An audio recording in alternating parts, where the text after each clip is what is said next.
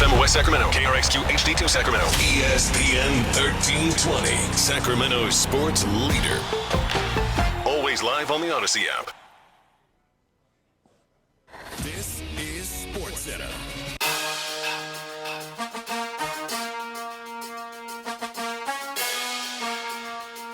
Yes, indeed.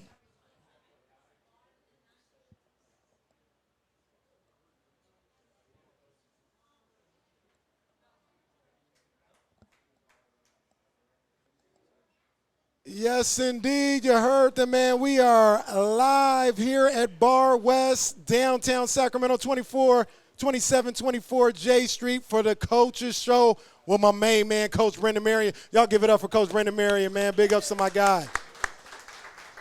Yes, indeed, man. We're going to talk about a number of different things. We're going to talk about the game last week. We're going to talk about Central Arkansas this Saturday at Hornet Field. We'll get into all of that, but first things first, Coach. How you doing, first of all?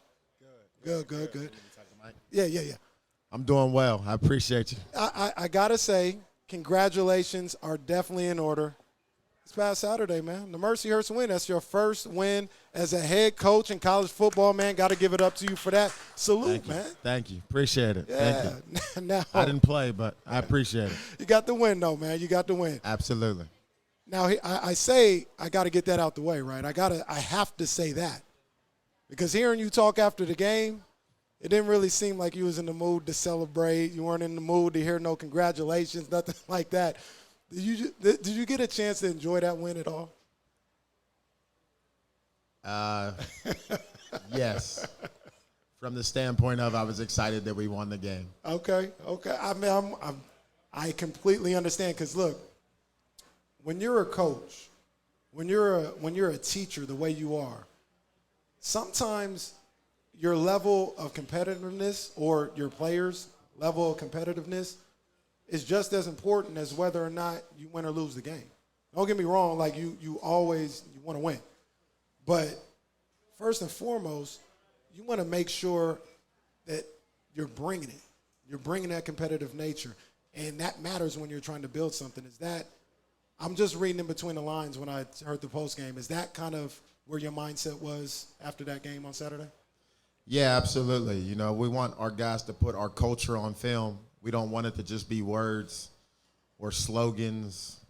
We want to actually see it demonstrated every time that we get the opportunity to play and have a chance to play the game together. And so in the first half, I didn't feel like our guys were putting our culture on film. And so at halftime, we stopped the grapes and the juice. And we got to making sure that we put our culture on film, and our coaches did a good job of making sure our players presented themselves in the right way as far as playing to the standard. The standard has nothing to do about the opponent or who we're playing. It has everything to do with us and how our circle plays. And so I was really proud of the guys and how we played in the second half. Mercyhurst was a really quality opponent. They played Youngstown State before they played us, and they held them to 24 points. We were able to go get 49. So I really thought that we did a really good job. And then, they had a quarterback who had been known to sling the ball around. We did some good things in the second half to get stops. Coach, I'm glad you brought that up because that's one of the things that kind of stood out to me. And it's easy a lot of the times to say, oh, this team is Team X and we're who we are. We should do whatever we should do. But hey, those guys came to play on Saturday. We're talking about Mercyhurst. They came to play, and that was a good example, I thought, for anybody, for your team, for any team, that if you're not locked in and ready to play and that other team is ready to go, anything could happen on any given Saturday. And I thought that was a pretty good wake-up call in that first half for them to see that. Did you see it the same way? Yeah, absolutely. I told the players before the game that their head coach was from California, a JUCO guy, and he would bring it, and he made sure his team was ready to play. And so I didn't like that we went down 18-7. I felt very embarrassed by that. And so I just got after our coaches first because ultimately they're the leadership of the program, and then I got after the players on making sure that they, went out there and accomplished what we set out to accomplish. And the thing about that, Coach, as well is you want to have an environment, you want to have a locker room, you want to have a culture where you can do that, where you can talk to your coaches, where you can talk to your players. and tell them honestly, you're not bringing it, or I think you can bring it more, or I'm not bringing it. Like, I need to step my game up. That's what you're trying to build over at Sac State, not only a family aspect, but accountability within the family. And we saw that, I thought, on Saturday, and the way they responded as well.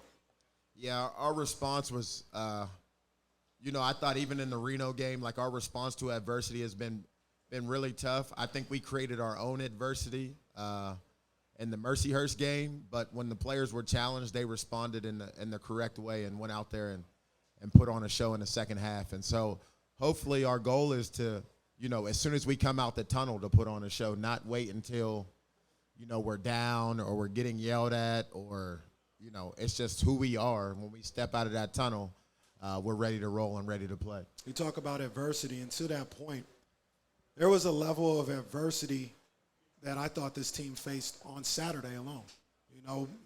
A home opener, a team that on paper and reading clippings and hearing the radio, oh, yeah, they should handle Mercyhurst. And then at the half, you're down. To be able to bounce back from that, that takes adversity. That takes a level of mental and emotional toughness. In those moments, what are you looking for from your leaders, from your captains, whether that's on the coaching staff or the players on the field? Like, what are some of the things you're looking for from those guys in those moments of adversity? Yeah, so before the half, we were down, but then, right before half, we scored. My man Flash over there, he got a quick touchdown before half, and so we went back up 21-18. And basically the whole time on the headset, I was just telling the coaches, like, if we're down at halftime, I'm going to lose my mind. And so we still scored, but I still lost my mind because I didn't feel like it was good enough. And, with our players, I just think that we have the type of players that, and with our coaching staff, like, we've given these guys a lot of love, a lot of opportunity, a lot of chance to revive their careers and give them a new outlook on life. We've done everything for them from the standpoint of making sure we're not just about football, but we're also about their personal lives and making sure they develop as men. And so, as a man, if you want to be a grown-ass man, you're going to have to get talked to like that and get challenged sometimes. And our players, handled that challenge from us as coaches, to respond in the second half the way that they did. Absolutely. We're here live at Bar West, downtown Sacramento, the Coach's Corner with Coach Brennan, Marion. It's game week here for Sac State football. They're getting ready to take on Central Arkansas this Saturday, 6 p.m. You'll be able to hear that live right here on ESPN 1320. Talking a little football with my guy, Coach Marion. Now, let's go through some of these performances on Saturday. The game was the game. Like, it was rocky maybe, or maybe not up to your standard in the first half. But there were a lot of really great things that you guys did. You guys really took control of this game, dominated the game on the ground. 356 yards in the rushing game, averaged 8.3 yards per carry. I take it establishing the run game was a point of emphasis during this week of practice going into that game last week, right? Yeah, I mean, ever since the first game, we said that we're going to be a running team. The first game, we weren't able to accomplish that. The second game, we had some really big plays that were called back. We probably would have had 200 to 300 yards rushing in the second game as well. But in that third game, our offensive line and our offensive line coach, K. Rich, did a really good job of opening up holes for the running backs. The running backs did good jobs at breaking tackles, and then the receivers and tight ends did a good job of blocking down the field to make sure we sprung big runs, and then our quarterback made some big runs for us as well. And then we were clean in pass protection where we gave up 0 sacks. And then on defense, our goal was to make sure we didn't give up 100 yards rushing for the rest of the season. That's our goal, to not give up 100 yards rushing, and we gave up 89 yards rushing. And so, if you want to be a great football team and you want to be a playoff football team, you got to be able to run the ball and stop the run. And we were able to get that accomplished. So really excited about where we're going as far as our physicality and our violence in the run game. And I think that's what we need to hang our hat on. We have a lot of really good running backs. It helps us be explosive in the pass game. And then on the defensive side of the ball, we have a great defensive line coach and some great D linemen, that can make plays and make it hard for other teams to move the ball. So we have to do a really good job at stopping the run and running the ball. That two-headed monster you had going on in the backfield, they were spectacular on Saturday. Obviously, Damian Henderson, 12 carries, 99 yards, 3 touchdowns on the night. But you also had Rodney Hammond Jr. He was dominant as well, 11 carries, 81 yards on the night. How do those two complement each other in the run game? Do they have different styles? They kind of give different looks to defenses? Yeah, I mean, they're both really tough kids. They're kids that have never missed a practice, that work hard every day, that, you can just blue-collar type guys you can just count on. You know exactly what you're going to get from them. They don't operate on their feelings. They're tough guys every day. They're tough all the time. And so we know, even you saw the response to adversity from Damian. He fumbled early in the game, and then he went out and had 3 touchdowns, and the same thing, Rodney Hammond. He's down there making plays on special teams. He's doing it all for our team right now. He's playing 3 or 4 phases on special teams, and then he's running the ball the way that he is. And a lot of NFL teams are excited about him. So I'm excited for, where our run game will continue to go as we move throughout the season. You guys had 7 different backs, including the quarterback, Cardell, who ran as well. But you had 7 different rushers in that game. Is that going to be the norm for that offense? Are we going to see 5, 6, 7 guys running the ball throughout the course of a game? Yeah, Great Put once said, everybody eats, B. And that's what our offense is about. We're trying to make sure that multiple guys touch the ball, that the defense has to account for every good player that we have. We don't want to hoard our talent and lock it up in a closet. We want to use every good player that can score a touchdown, make a big play. We want them to be out there on the field trying to make an impact for us and affect the game. And so we'll continue to use multiple players and let their skill sets shine. We're excited to see a lot of different guys touch the ball this weekend and in the future for our program. Let's stay with one of the guys that had those carries, Cardell Williams, your quarterback, 8 of 17, 176 yards, 2 touchdowns, but he also averaged 8.2 yards a carry himself, having 52 yards in total. Seems to be getting real comfortable in this offense. What did you think of his performance on Saturday? Yeah, I thought Cardell did a really good job of leading us down the field consistently. Obviously, when you score 49 points and he didn't have any turnovers, he played a really clean game. He'll tell you that I'm mad at him that he missed some easy touchdown opportunities, and we'll continue to develop him as a pocket passer. Coach Mertz has done a really good job with him of being able to stay in the pocket, trust the O-line, and get the ball up to our skill players.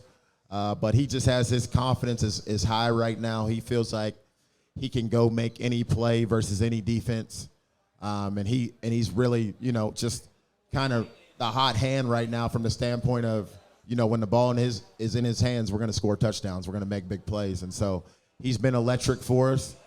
And it was good to see him coming in Reno and just move the ball down the field, make plays over and over again. And then, he kept that up when we went to Mercyhurst.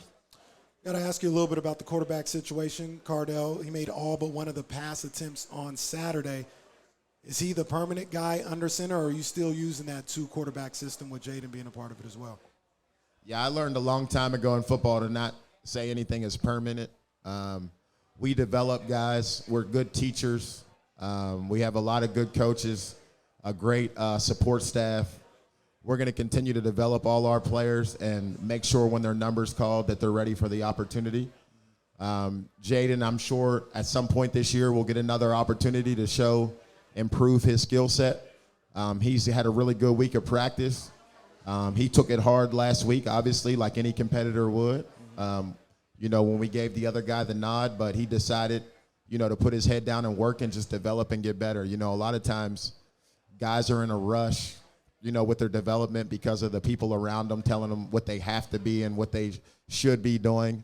And I told him, comes a time in every man's life where he got to turn his phone off and stop listening to all the outside influences and just get better. And I was proud of him this week for just getting better. And I believe the next opportunity that he has, he'll show and shine. Absolutely. It's the Coach's Corner Show. Coach Brennan, Marion, we're here at Bar West, downtown Sacramento, 2724 J Street. Come on down if you're listening. Come tap in with the head coach of Sac State football as we talk about the game coming up this week with Central Arkansas. I still want to talk a couple more things about the Mercyhurst game. Arguably the biggest play of the game First half coming to a close with you guys down 18-14. A big-time stop on fourth down. You get the ball back with 32 seconds, and you dial up a shot for one of the fastest men in college football, Ernest Campbell, a.k.a. Flash. He gets a huge 57-yard house call, put you guys up 21-18 at the half. When you got that stop on fourth down, did you immediately know you was taking a shot when you got the ball back? Yeah, absolutely. I mean, we worked the 2-minute drill every week. That's a part of our process. We work those situations. We knew that they had a certain look that they presented on film where they had a problem. They had a middle linebacker trying to cover one of our faster receivers. He's the fastest man on the track in college football. We're still trying to make him the fastest man on the field in college football, but he's working at it. Every day's a stepping stone for him. But he went down there. He made a great play. The thing I liked about it most was when he caught the ball, he was looking to score. He didn't just catch the ball and go down. He cut back, made a tremendous play. Obviously, the O-line had to do their job and block, and the quarterback had to get the ball to him. But it's beautiful when a plan comes together. And we pride ourselves on being able to have one-play drives and break a defense's back, and I think that was the play that ultimately changed the game. That's what I was going to say. I thought it was the biggest play of the game. I thought it kind of settled everyone down going into the half. You instead of going down at the half 18-14, or if they would have scored 21-14 or whatever, you were able at the very least mentally and emotionally to say, all right, we got back on top. Now let's prepare ourselves going into that second half. Is that kind of the feeling going into the half at that point? Yeah, I told you, I was already upset. My mindset was to yell at the coaches and go crazy and yell at the players and go crazy. That just saved a little bit of the craziness for the guys. I mean, no matter what, though, the crazy was going to come out. That first half, like you said, it wasn't the way that you guys wanted it to go. But we talked about it earlier. You got to give a little credit to Mercyhurst and the way those guys came out to play. I thought the defense was trying to find their footing in that first half. In the second half, they ended up shutting everything down. You mentioned not allowing 100 yards rushing for the game. What were some of the scheme changes maybe that were made at the half to kind of turn that water off? Yeah, I've told the defense this all weekend, the players. Obviously, our scheme, I think, has put us in a really good position to be one of the top defenses in America. Coach Patton's done a really good job in these first 3 games of keeping the points down, not letting people score in the red zone, and eliminating, big plays. So anytime a defensive coordinator is doing that, he's putting his players in a position to be successful. Ultimately, guys have to make plays, and you're in a one-on-one situation. You've got to be able to stop a guy on 3rd and 10, 4th and 10. And in the second half, we were able just to get that accomplished and get that done more than we were able to in the first half. And so I think our scheme is really good. I think it puts our players in a position to be able to make plays. But ultimately, it's a player's game, and players have to come alive and make plays when their numbers are called. We're going to talk to a couple of those playmakers, man, in just a second, because we're just getting started here on the Coach's Corner with Coach Brennan, Marion, Bar West, downtown Sacramento. Come join us, 2724 J Street. We're going to talk more about this matchup with Central Arkansas, and we'll get into a little bit of a preview of the game a little later. But like I said, we're going to talk to a couple of these playmakers here on the Sac State football team, get their outlook from the past couple of weeks in that win over Mercyhurst. You're listening to the Coach's Corner right here on your home of Sac State football, ESPN 1320. Can't wait for that one, man. But right now, we're joined by 2 of the stars of the last couple of games for Sac State, Ernest Campbell, wide receiver, and safety Koa Akui. Shout out to these guys, man. They've been playing some big-time football as of late. How you guys doing today, man? Good, man. Yeah, good. Good to see y'all. First of all, congratulations. First win of the season. I know you guys have been grinding hard, working hard from the spring, from the summer, into the fall and everything. And you play for those moments. You play to get those wins, So congratulations on that. Coming off such a tough loss the week before against Nevada, we'll start with you, Ernest, and cool, you can ask it as well, but we'll start you. How was it important to get that win, coming off that win, or off that loss against Nevada? It was very important.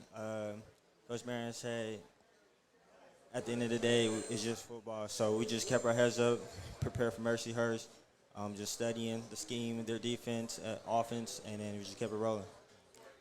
Yeah, I mean, it was definitely necessary. Kind of giving proof to the players that like if we just stick together and be physical, work, we can get it winning. We can get this thing rolling. The first half against Mercyhurst, they was getting with you guys a little bit, and we talked to Coach about it previously, and he said, yeah, that halftime wasn't nothing nice. It wasn't nothing nice. But what was the mood like for the players going into the half? You had that big play at the half, taking a lead, but what was the mood for everybody, the players in the locker room at the half? Were you guys just as upset as the coaches? Yeah, definitely. I mean, when we was in the locker room, we took it as if we was losing still. We wasn't taking it as if we was winning because we knew we could be playing better than what we was. We was making mistakes. We wasn't playing to the full potential that we could have. So we wasn't really satisfied with our performance. Saw the same thing, Ernest? Yes, sir. Yeah. Now, I thought the biggest play of the game, the biggest sequence actually of the game, right before the half, we talked about it with Coach. Big fourth down stop from the defense and you guys. Very next play, 57-yard bomb to the house. Changed everything in my opinion. Absolutely changed everything in that game. Ernest, did you know when you guys got on the field after that fourth down stop that you were getting the ball, the play was called for you? Yes, sir. As soon as I lined up, I seen the linebacker, and then the safety was on the hashes. So I was like, okay, this is man. So I just knew I can beat the linebacker and then get open, score for the touchdown. Yeah, and like Coach said, when you got the ball, when you got the pass, you still had to go another 20 yards or so to the house. But you said, no, I'm going to the house. Nobody catching me on this one. Nah, nobody ain't catching. I'm the fastest football player. So I definitely don't want to get called. Coach Marion get mad at me. So Yeah. Do you ever go to the coaches or go to Cardale or go to Jaden and let them know coming out of the huddle, like, hey, this guy lining up across me, barbecue chicken. It's time to run that goal. Do you ever give him that? Nah, give him that look? Cardell just knows. So like he know I'm gonna be open when he sees the coverage. So me and him really got that connection throughout fall camp. So we just pretty much have the connection throughout the game. I could dig it. We talk about how you're the fastest man in football. Anyone try to race you yet? Nah, I don't. Actually, Nobody even took the challenge yet? Nobody took the chance. Marion, he talking about he faster than me. He was in college. I was like, nah, you're not faster than me. Let me ask you this. Who's the second fastest person on the team? I say Ajayi. Ajayi is fast. I ain't gonna lie. Ajayi is fast. I want to see the one-on-one. Yeah. I want to see. Let's set it up. I want to see it. Start at the goal line. That's what I want to see next, man. Hey, Cole, man. If Ernest's 57-yard touchdown changed the game, your pick in the fourth quarter, that was the exclamation point. That sealed the game. Your third pick in the last two games. How did it feel putting the game on ice like that? Felt good. I mean, it didn't really hit me like how it should have because as a defense, I felt like we were still making mistakes. You know what I'm saying? But, I mean, it felt good. Every pick feels good, but it didn't feel like how it should be. You know what I'm saying? Because of the game, the performance we gave. That was a big play, though. Yeah, it was a big play. Yeah, for sure. Yeah. Everybody knew it was game time after that one, Yeah. man. So that was good to see. And now, like I said, your third interception in the last two games. Would you say you're actively looking to be more aggressive and making picks like that, or is it just you doing a good job of being where your coaches say you should be and being ready to make a play when it presents itself? I wouldn't say, I'm trying to get a pick. I'm just doing my job, I guess. But, I mean, looking for the ball is kind of the main thing in our defense. When we play zone, we're looking for the ball. When we're playing man, we're playing the man. So, I mean, I'm a competitive guy, so I'm going to try and get as much pick as I can. But it's not really I'm trying to, I'm just doing my job. It's one of those things I ask because I'm a basketball player, former basketball player, and when you get in the zone, you go shot hunting a little bit. And I wonder for a DB like yourself, do you go pick hunting a little bit? Do you say, I'm feeling good, I'm in the zone, I'm reading the offense well right now, I think I can jump this one or something like that? Yeah, definitely. Like, when I'm in my zone in the game, like, I can feel where the ball is going to be at. But, I mean, ultimately, I'm just doing my job. No doubt. We're here at Bar West, the Coach's Corner not a podcast. They listen to it in podcast form, but it's the Coach's Corner show. My main man, Coach Brennan, Marion, and we've got two of the star players from last week against Mercyhurst, my man Ernest Campbell, my man Cole Okui. You guys have already had to deal as a team, and I'll ask both of you guys this as well, with a lot of adversity in a lot of different ways. You had the disappointing start to the season, just for your guys' expectations and how you guys like to go about the game. Disappointing start to the season in South Dakota, but you got up off the mat and you were ready to go against Nevada, being ready to compete against Nevada. Heartbreaking loss there. You get up off the mat, you get ready for Mercyhurst. Have a frustrating first half, but once again, you get up off the bat, you rebound, and you dominate in the second half. I'll start with you first, Koa. You guys are seemingly becoming battle-tested each week, each opportunity, each situation that you guys go through. Would you say that these first 3 weeks have kind of prepared you for what this season may look like as far as being battle-tested? Yeah, definitely. I mean, it's really just battle with ourselves. You know what I'm saying? It's really just our mistakes that's hurting us. So you can say it's what the season may look like, but with that win last week and how practice has been going this week, I feel ourselves coming together, playing physical and really just working. So I can only see up from there. Ernest, you seen it the same way, man? Just kind of working with yourselves? Yes, sir. Yeah, I could dig that. First home game this past Saturday. It was pretty electric. I know you guys aren't from Sacramento, and I don't know how much experience you have with the traditions here in Sacramento, but that was something we hadn't seen here in a long time. All the pomp and circumstances, the energy that's been going on. Did you guys feel that energy out there on the field, that it was a lot of excitement in the air? Yeah, Yes, sir. yeah, for sure. I was turning. I ain't gonna lie. I was turning. I always like to ask these questions from the players, even Coach Marion. What do you guys listen to getting ready for a game? Like, what you guys listening to? Shoot, Lil Baby. I listen to Mo City Don. I listen to a song called Mo City Don, Screwly G, King Von. We listen to Chief Keef. I got a lot of rap songs. You in a destructive mode when you when you getting ready for the game. Let's see. Anybody? Young Boy was out here the other day. Anybody listen to Young Boy getting ready for it? They love Young Boy. The players love Young Boy. I can't really listen to him before the game, but that's what they listen to. Every song they know it is. I can't do it. Cole, what was you listening to, man? Shoot, Lil Baby. I'm not really on the destructive mode. I'm like on the focus mode. He on a whole different type of level. I'm not on that.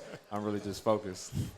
I could dig that, man. Once again, we're down here at Bar West, chopping it up with two of the stars from this past week's game, and they played well all year long.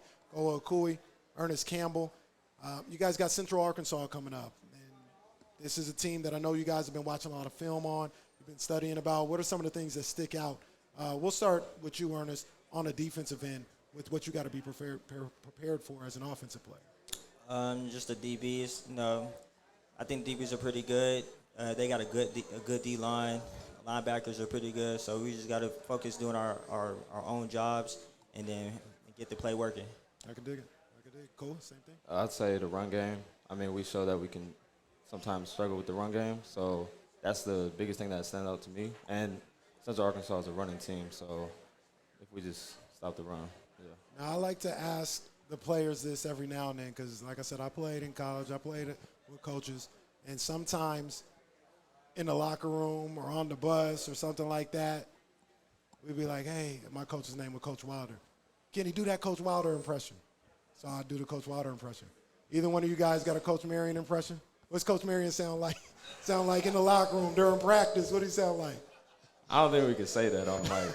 Say, We're going to have to be off mic for the impersonating. That's for the Patreon, huh? That's the Patreon episode, the Coach Marion impression.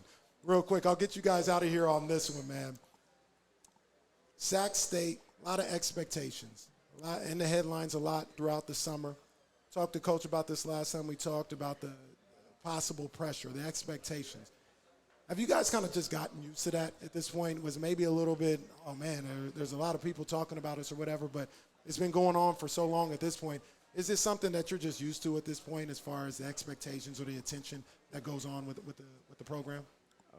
I feel like we don't really pay attention to that. We kind of just work.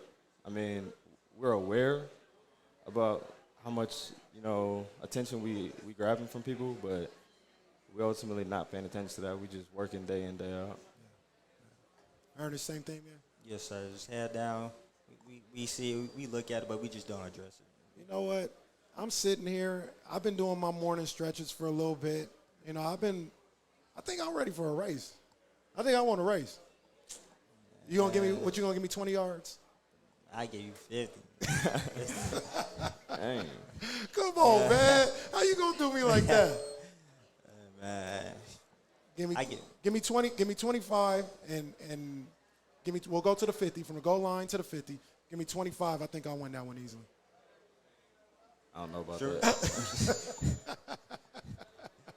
We gonna set it up, man. We gonna get the camera guy. See my man Leezy here. We'll get the camera crew or whatever. Matter of fact, give me 30 because I strained my calf a couple weeks ago, so I'm gonna need a little bit more time. But give me 30, man. We'll make it happen. Ernest Campbell, Cool, man. You guys are playing phenomenal. Can't wait to see you guys this Saturday at Sac State going up against Central Arkansas. Everybody give it up for these guys, man. They're balling out, man. We're going to take a quick commercial break. We're going to come back. We're going to bring Coach Marion back, get into a preview of this game this coming Saturday, Central Arkansas, 6 p.m. at Hornet Stadium. You can hear it right here on ESPN 1320. We'll be back with a little bit more of the Coach's Corner with my main man, Coach Brennan Marion.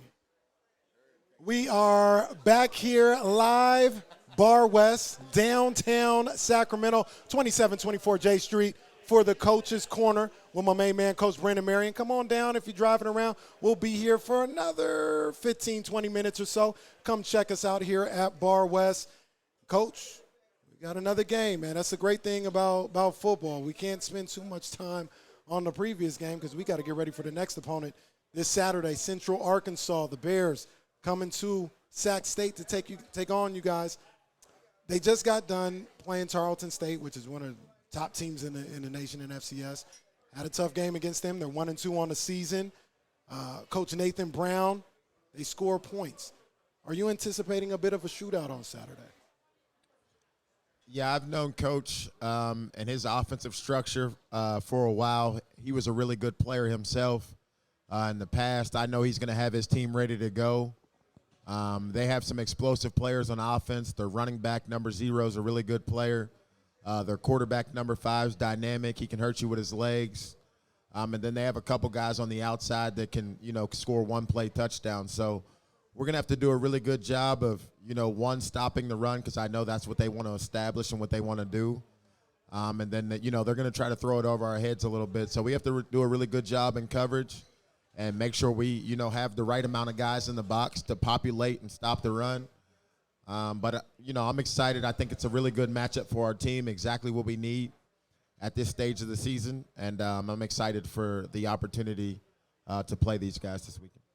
And that was one of the things I talk about. You talk about stopping the run and making sure you do that. They have a reputation of being a pretty tough physical team. That stands out as a team. Was there anything else when watching the film that stands out on what they do on either side of the football? Yeah, I mean, their guys are going to play hard. They're going to play to the whistle. They're not going to, come here and the moment's not going to be too big for them. They're going to, they played Missouri earlier in the year, and they played them hard. They played Tarleton, like we just talked about. They're a football team with confident football players. I expect them to come out here and play hard and give us their best game. We've talked about it a couple of different times about some of the frustrations that you and the players and the rest of the coaches had in that first half last week.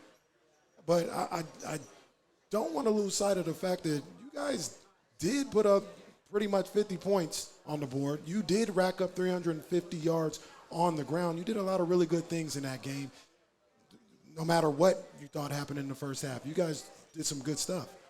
What are some of the things that you hope to carry over to this week's game that you were able to establish last week against Mercyhurst? Yeah, we have to do a really good job of having great ball security. The goal is 5 takeaways. We got a couple last week. I think we can still affect the quarterback a little bit more and make more plays on the ball. We have to establish the run and stop the run like I talked about. That's what we're going to hang our hat on for this entire season is running the football and stopping the run.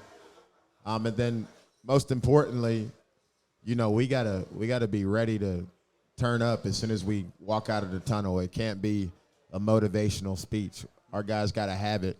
As soon as we get off the bus, we got to have it. And so I'm excited for our guys to accept the challenge. Our practices this week, I've made our coaches, coach really hard from that standpoint, but I've also backed up a little bit and let the players coach themselves because they've got to take some ownership and accountability to their performances. And that's important, right? Because as a coach, you can lay out the game plan, you can, make them do the gassers or anything else like that, but at the end of the day, those players have to execute. Those players have to perform. And to your point, there's got to be a certain level of pride in their performance that they've got to have. And I hear you when you say at some point, I can't be the one always yelling at them or telling you what to do. You guys got to take ownership of what you want to do out in the field if you want to have success. Yeah, I tell them a lot. It's like, my mom wanted me to wash the dishes when I was a kid, and I never wanted to wash the dishes. And usually I would just take the spanking, and eventually you got tired of getting spanked, right? So you started just washing the dishes without mom asking you. And I think that's really where our players are at right now. It's like, okay, fellas, it's time. We know how to win now. We know how to be in tough environments. We know how to overcome adversity.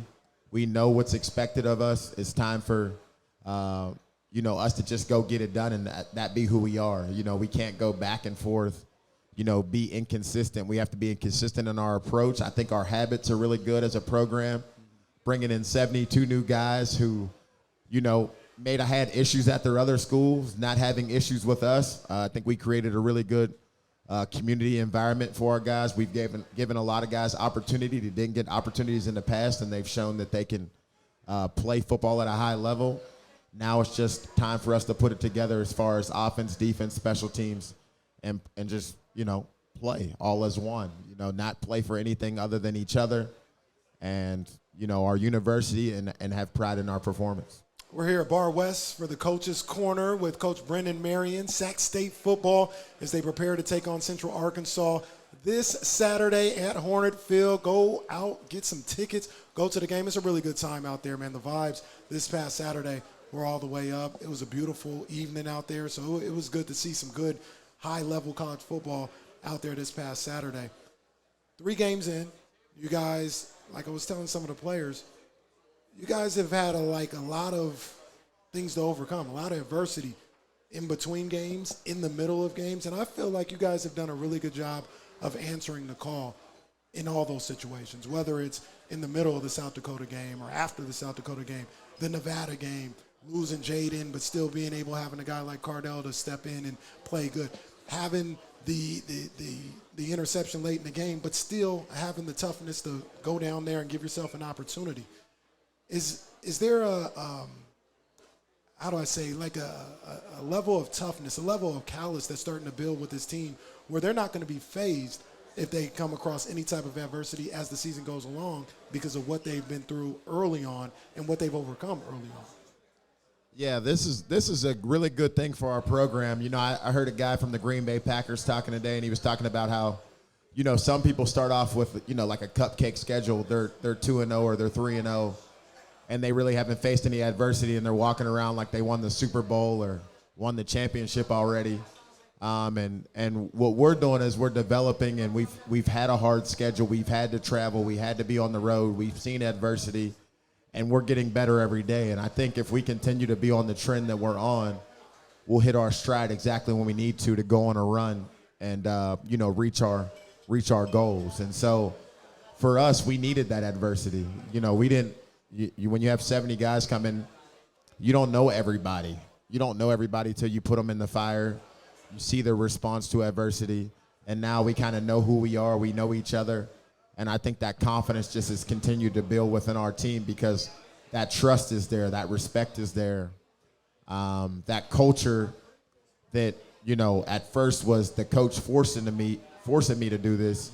It's now like I get it, it makes sense. And so I think for us, we needed exactly what, God orders your steps. We needed exactly those steps that we had to take. We needed that adversity. We needed 2 touchdowns to magically be called back. Man. When you score at the end of the game, to know that we can't play in close games. We have to decisively win. We needed everything that happened to us, and I think it has made us better as a team. And it's one of those things that you can't really control. You're not trying to control, but you know this, Coach. You don't want to play your best football in September.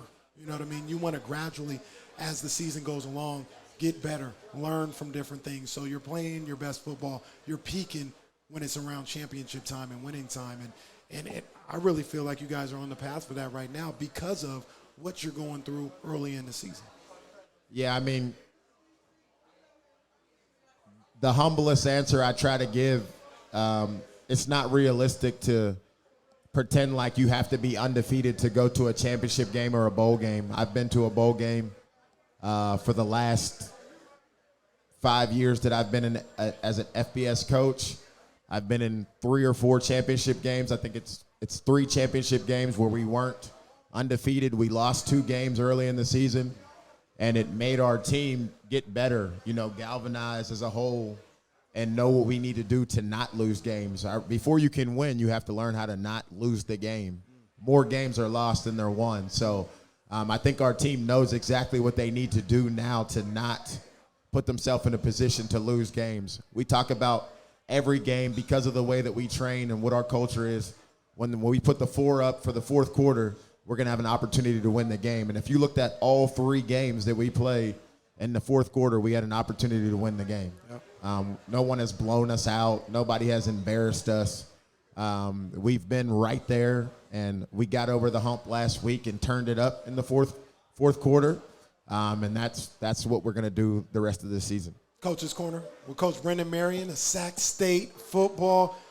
Let's have a little fun here. And I'm not trying to get nobody in trouble, so just tell me what you can tell me. But this past weekend, I saw Sac State while I was here, so I saw them on the field. But I opened up my phone. I see Sac State on the Shade Room. I see Sac State in Complex Music. I see Sac State on the Daily Loud. I see Sac State everywhere because I see Tusi getting a scholarship offer, having a Sac State uniform on.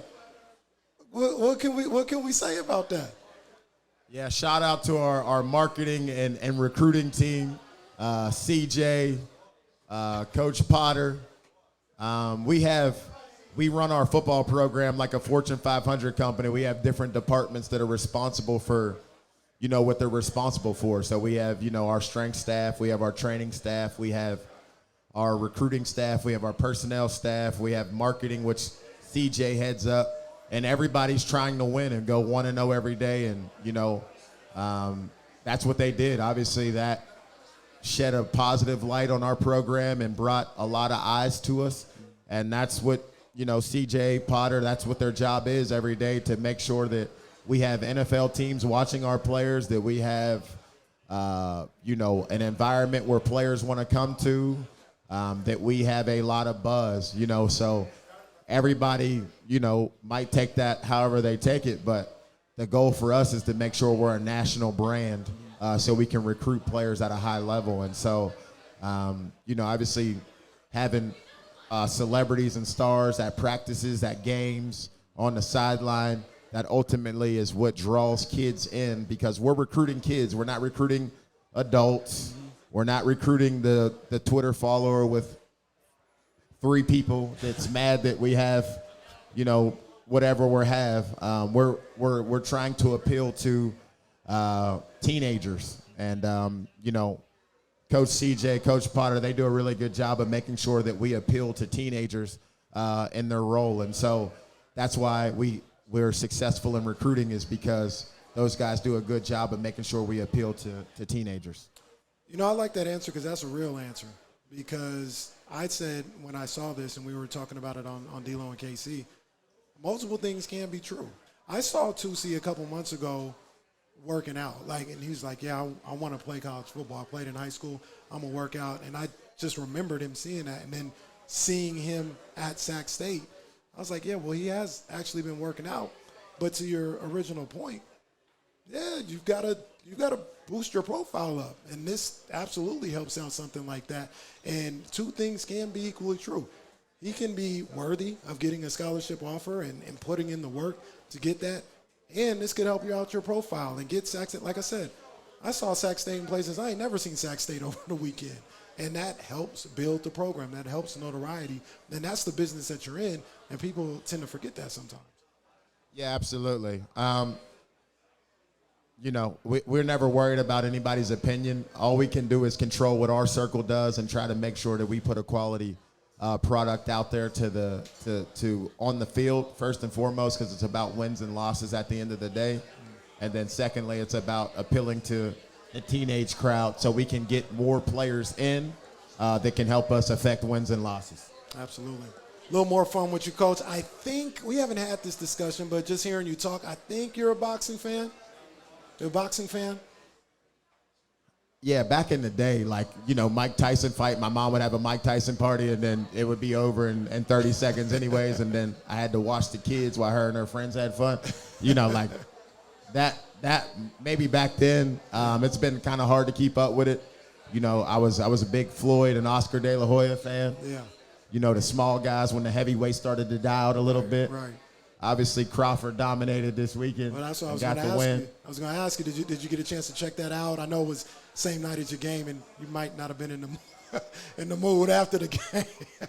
Nah, I was on 10 after the game. I was like, man. Speaking of after the game, though, last week you had Jay Alvarez after the game, the fireworks. This week, for those who don't know, DDG will be performing after the game this Saturday when Sac State takes on Central Arkansas. This is another wrinkle that you brought to Sac State, having these performances after the game and making it an event. Yeah, I just told President Wood when I got the job, I'm like, I was at the University of Texas, you know, and we did everything to make sure we appealed to the fan base, you know, and brought people in. Like, everybody in Sacramento needs to realize that this is the flagship program. Like, you don't need to drive anywhere. You can be right here and get a quality game day experience, have a quality football team, and we can do it big right here in Sacramento. And that's what we're going to continue to do. And as we do that and bring these performances here and bring people here, we need to have more people come out and enjoy the game and enjoy the atmosphere that we're creating. Our president, our administration, they've done a really good job of appealing to, you know, the city of Sacramento and making sure we have a quality game day experience. We had a flyover last week. I mean, it was awesome. Yeah. You know, that's what college football is all about, the pageantry of making sure we create a fan base and a culture where everybody can have something to experience at a game and they can talk about it, you know, for weeks and years and years to come. That's something that they enjoyed with their family. So we'll continue to have concerts.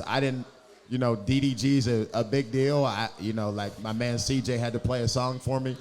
He does got some heat. So, you know, maybe for a couple of the songs, if everything goes well, maybe I'll try to enjoy one song and not be upset after the game. But we'll see how it goes. No doubt, man. This Saturday at Sac State, Central Arkansas comes to town. And the Hornets are going to do some work on it, man. I'm going to say it right. You ain't got to say it. I'll say it. We're going to do some work. We're going to have a good time at Sac State. Game is at 6 p.m. You can go to the game. You should go to the game. It's going to be a beautiful Saturday. If you're not able to, you can listen to it right here on ESPN 1320. We'll be carrying the game live. Shout out to my man, Coach Marion. I appreciate you pulling up. Shout out to Bar West. We're going to be here all throughout the season for games, for the Coach's Corner, all that. We're going to have a good time. Once again, check us out this Saturday. Either go to the game at Sac State. Check us out right here, ESPN 1320. We'll be carrying the game. Stingers up, baby. Stingers up. Thank you.